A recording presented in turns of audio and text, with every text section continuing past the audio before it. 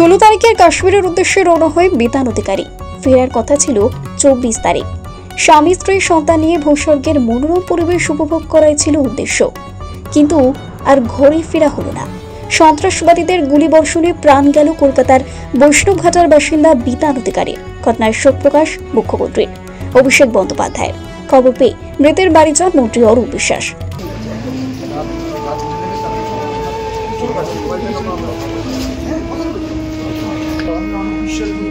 বাড়িতে এসেছি, আপনি একদম ভেঙে পড়বেন।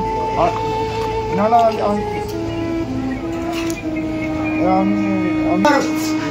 আমি বাচ্চাটাকে কি করে বাবার মুখ দেখাবো? আমি বাচ্চাটাকে কি করে বাবার মুখ দেখাবো? আমার বৃদ্ধ মামা মামিকে কে দেখবে? ছোট ভাইয়ের পয়সায় চলতো না। জল লাগবে না, আমি বাচ্চাটাকে কি করে বাবার মুখ দেখাবো? আমি বুঝতে পেরেছি আমার খাটের অবস্থা, তোমাকে এখন শক্তি হতে হবে। আমি পাচ্ছি না অরুণদা, আমি বাচ্চাটাকে খুব ভালোবাসি। আমি ওর বাবার মুখ কি করে দেখাবো?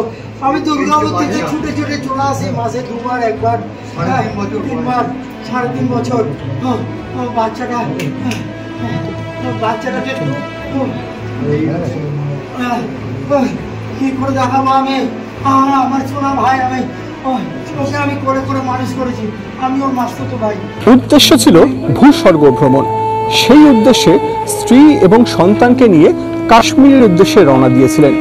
পেহেলগাঁওতে ভূস্বর্গের একেবারে মধুর স্মৃতি বদলে গেল জঙ্গিদের গুলির ঝাঁঝরা আওয়াজে। ঝাঁঝরা করে দিল বিতান অধিকারীর দেহ। একেবারে একের পর এক গুলি শেষ করে দিল সমস্ত স্বপ্ন। এই যে বাড়ি বৈষ্ণবঘাটার, সেই বাড়িতে শোকের ছায়া। গিয়েছিলেন স্ত্রী এবং সন্তানকে নিয়ে ভূস্বর্গের আনন্দ উপভোগ করবেন বলে, কিন্তু সেই আনন্দ বিষিয়ে গেল রক্তে, লাল রক্তে।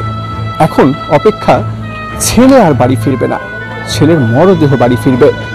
ভূস্বর্গের এই বর্বরচিত জঙ্গি হামলায় প্রাণ গিয়েছে যাদের, তাদের মধ্যে অন্যতম এই বিতান অধিকারী। তাদের মধ্যে অন্যতম এই বাড়ির একমাত্র সন্তান। তিনি আর নেই, মানতেই পারছেন না বাড়ির লোক কিংবা পাড়া প্রতিবেশীরা। তাদের মধ্যে শোকের ছায়া নেমে এসেছে। ইতিমধ্যেই ঘটনায় শোক প্রকাশ করেছেন মুখ্যমন্ত্রী মমতা বন্দ্যোপাধ্যায়, অভিষেক বন্দ্যোপাধ্যায়।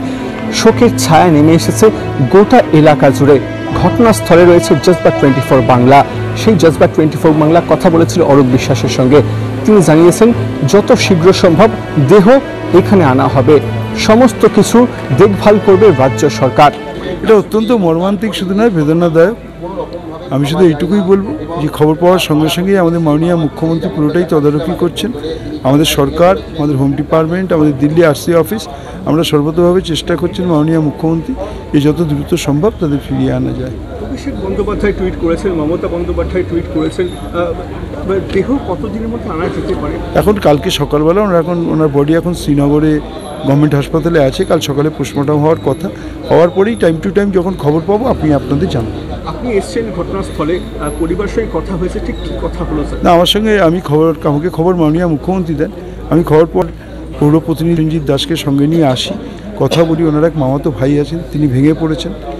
তো পরিবারের ওনার স্ত্রীর সঙ্গে আমার কথা হয়েছে, 2 বার 3 বার কথা হয়েছে। যা হয় মানসিকভাবে, এই তো সবাইকেই ফিল করতে হবে যে স্বামীহারা একজন স্ত্রীর কী অবস্থা হয়, সঙ্গে একটা বাচ্চা, সেটা তো ফিল করাই। রাজ্য সরকার কি সর্বতভাবে পাশে থাকবে? রাজ্য সরকার সর্বতভাবে পাশে আছেন এবং আইন বলেই মাননীয় মুখ্যমন্ত্রী নিজে সমস্ত কিছুটা তদারকি করছেন। না, এই ব্যাপারে তো কিছু বলার নেই। মানুষ বেড়াতে যাবে, বেড়াতে গিয়ে যদি এরকম হিংসার শিকার হয়, তার থেকে তো মর্মান্তিক কিছু হতে পারে না।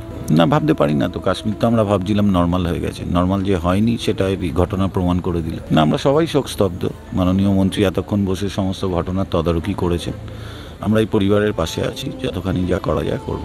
খুব দুঃখজনক ঘটনা, বেদনাদায়ক। এই যে ভূস্বর্গে গিয়ে একটা সৌন্দর্য উপভোগ করার মানে একটা উদ্দেশ্য নিয়ে যাওয়া, সেখানে একটা মরদেহ ফেরা, কতটা শোকের বিষয়টা? প্রচুর শোকের বিষয়, এটা তো ভাবাই যায় না, আমরা ভাবতেই পারি না। আমাদের ওয়ার্ডের বাসিন্দা, একজন চলে গেলেন। এখন তার পরিবার তো একাকিত্বে ভুগবেন। হ্যাঁ, কী করা যাবে, এখন কিছু করার নেই না, পরিবার তো একা ফিরতেই হবে। আপনার পুরো নাম? আশিস ঘোষ। শঙ্খদেব মুখোপাধ্যায়, জজবা 24 বাংলা, কলকাতা।